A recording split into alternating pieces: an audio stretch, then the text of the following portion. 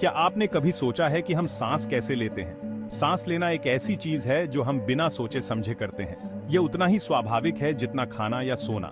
लेकिन क्या आप जानते हैं कि सांस लेना हमें जीवित रखने के लिए बहुत जरूरी है?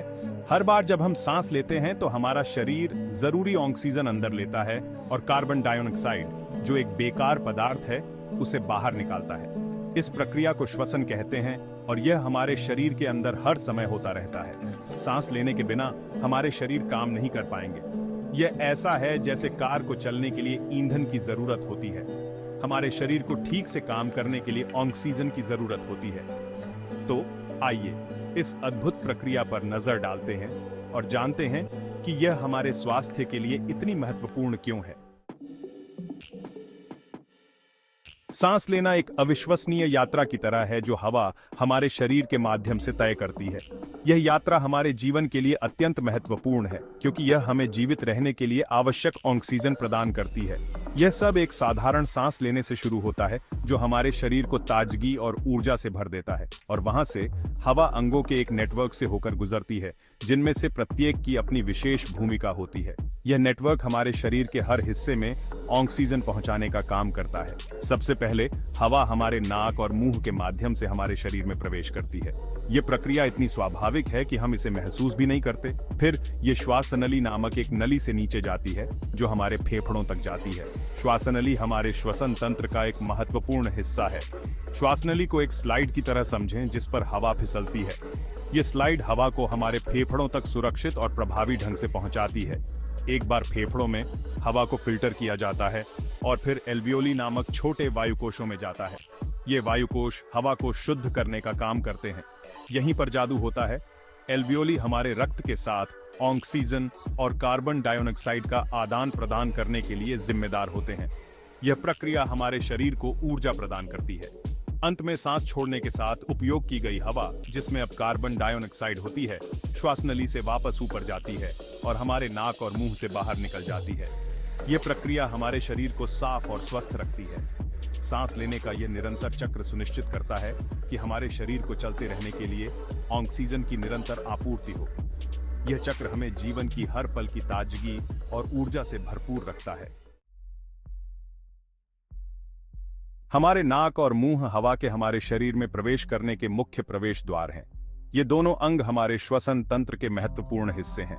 वे दरवाजे की तरह काम करते हैं, हवा का अंदर स्वागत करते हैं।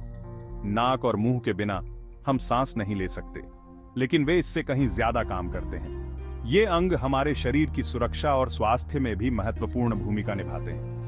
नाक को विशेष रूप से हमारे द्वारा ली जाने वाली हवा को फिल्टर करने, गर्म करने और नम करने के लिए डिजाइन किया गया है। यह प्रक्रिया हमारे श्वसन तंत्र को सुरक्षित और स्वस्थ रखने में मदद करती है। हमारे नाक के अंदर छोटे छोटे बाल धूल और अन्य कणों को फंसा लेते हैं, जिससे उन्हें हमारे फेफड़ों तक पहुंचने से रोका जा सकता है। यह एक प्राकृतिक फिल्टर की तरह काम करता है। जैसे ही हवा नाक के मार्ग से गुजरती है, वैसे ही इसे गर्म और नम भी किया जाता है, जिससे हमारे फेफड़ों के लिए इसे संसाधित करना आसान हो जाता है।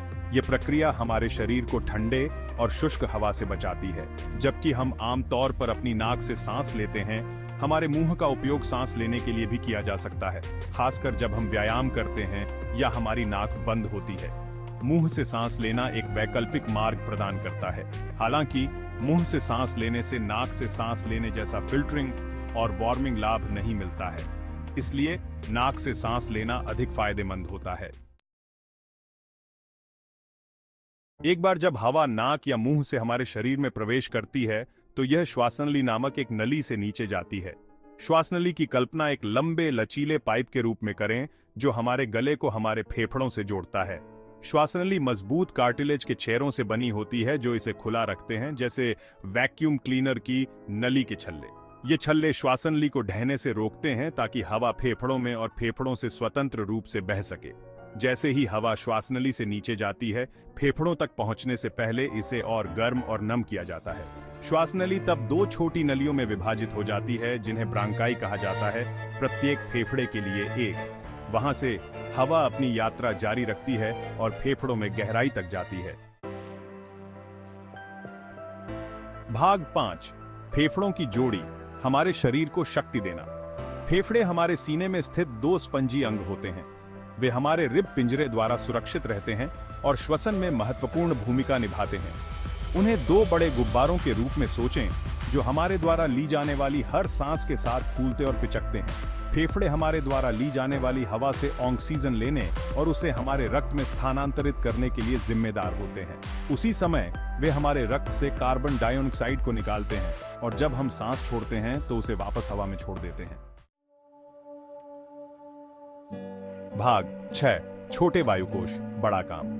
हमारे फेफड़ों के अंदर ब्रांकाई छोटी और छोटी नलियों में फैल जाती है, जैसे पेड़ की शाखाएं। ये छोटी नलियां अंततः लाखों छोटे वायुकोशों की ओर ले जाती हैं, जिन्हें एल्वियोली कहा जाता है।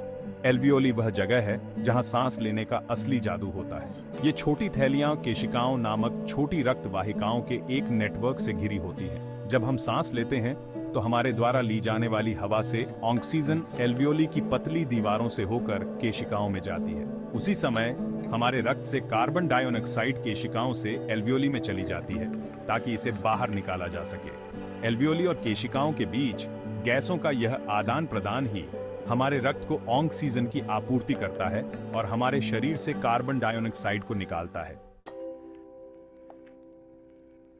भाग 7, डायाफ्राम, हमारी सांस लेने वाली मांसपेशी। सांस लेना केवल हमारे फेफड़ों के अपने आप काम करने के बारे में नहीं है। इसमें हमारे फेफड़ों के नीचे स्थित एक बहुत ही महत्वपूर्ण मांसपेशी की मदद भी शामिल है, जिसे डायाफ्राम कहा जाता है। डायाफ्राम एक गुंबद के आकार की मांसपेशी है जो हमारे छाती गुहा को हमारे उदर गुहा से अलग करती है। जब हम सांस लेते हैं तो डायाफ्राम सिकुड़ता है और सपाट हो जाता है, जिससे हमारे छाती गुहा में ज्यादा जगह बन जाती है। इससे हमारे फेफड़े फैलते हैं और हवा अंदर खींचते हैं। भाग 8, सांस लेना और छोड़ना, संतुलन का खेल। सांस लेना सांस लेने और छोड़ने का एक निरंतर चक्र है जो हमारे जीवन के हर पल में चलता रहता है। ये दो क्रियाएं मिलकर यह सुनिश्चित करती हैं कि हमारे शरीर को ऑक्सीजन की निरंतर आपूर्ति हो और कार्बन डाइऑक्साइड बाहर निकल जाए, जिससे हमारी कोशिकाएं सही ढंग से काम कर सकें। सांस लेना या अंदर सांस लेना एक सक्रिय प्रक्रिया है जिसमें डायाफ्राम और हमारी छाती और गर्दन की अन्य मांसपेशियों का संकुचन शामिल होता है, जो हमारे फेफड़ों में हवा खींचने के लिए आवश्यक है। यह संकुचन हमारे छाती गुहा का विस्तार करता है, जिससे नकारात्मक दबाव पैदा होता है जो हमारे फेफड़ों में हवा खींचता है और हमें ताजगी का एहसास कराता है।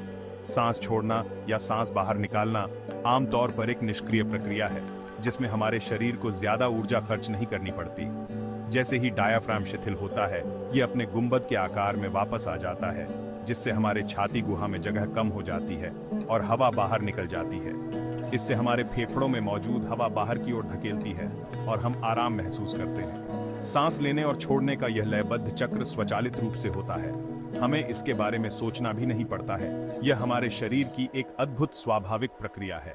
हालांकि हम अपनी श्वास को सचेत रूप से नियंत्रित कर सकते हैं, जैसे कि जब हम गहरी सांस लेते हैं या थोड़ी देर के लिए अपनी सांस रोकते हैं, जिससे हमें अपने शरीर पर नियंत्रण का एहसास होता है।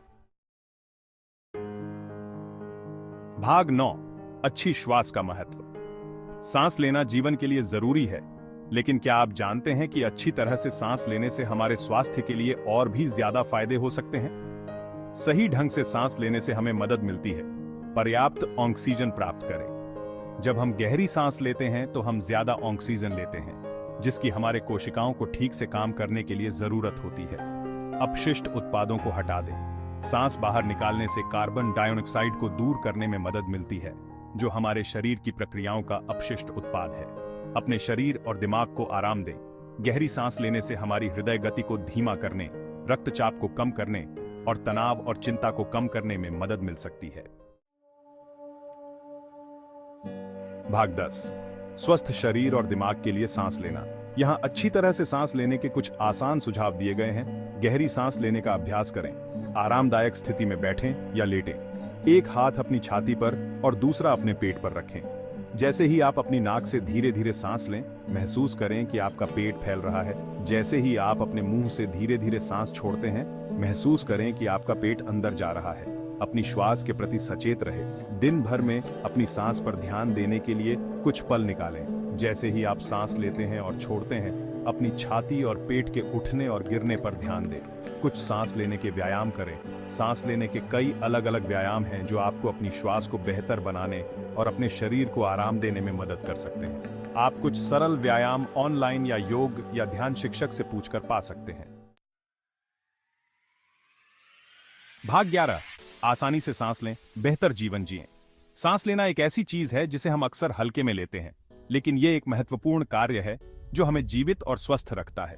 सांस लेने के तरीके को समझकर और सांस लेने की अच्छी आदतों का अभ्यास करके हम अपने संपूर्ण स्वास्थ्य और तंदुरुस्ती में सुधार कर सकते हैं। तो एक गहरी सांस लें और सांस लेने के कई लाभों का आनंद लें।